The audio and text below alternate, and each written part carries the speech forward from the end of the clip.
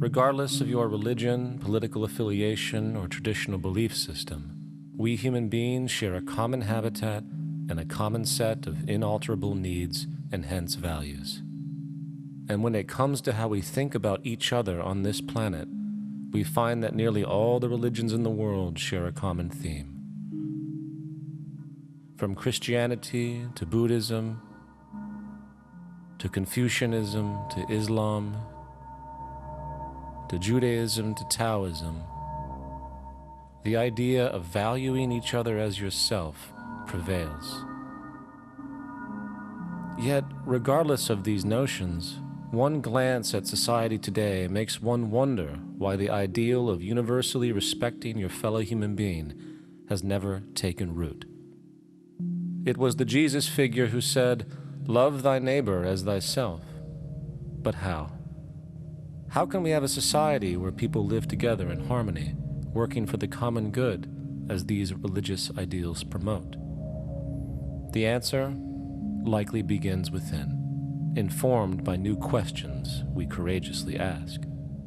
As humanity transitions from the persona, meaning to pump air through one's mask, into becoming the heretic, meaning one who knows that they can choose, we can access and begin deeper inquiries about those things which unite us, moving beyond what makes us different, to aspire to what gifts call to our hearts in bettering our world, moving towards what works for all. Inwardly and rationally, we each know that our outer peace can only come from inner peace.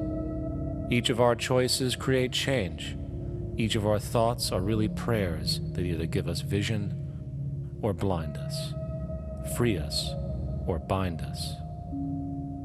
We may pray, we may wish, and we may yearn, but until we choose to act, until we put the divinity of our heart in action, we will live in a self-created prison, doing the same thing over and over again, and yet expecting a different result. Only love can free us. It is time we stop providing lip service to these spiritual values and finally put them into practice. In view of the terrible suffering and questionable future of our race, we cannot wait for some divine revelation or some great man to save us. We must realize that it is up to us to create change for the better. As Gandhi stated, be the change you want to see in the world. Considered by many as the world's leading authority on life and the dying process, Dr. Elizabeth Kubler-Ross reminds us, in the so-called civilized world, children are physically, sexually, and/or emotionally abused. They are the leaders of our future. When children are raised in such a hostile and violent environment, how can we hope for a harmonious future for all people of this world?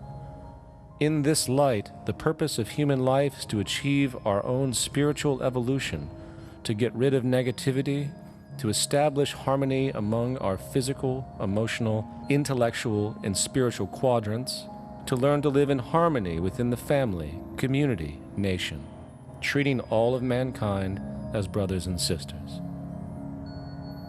Let us choose another way.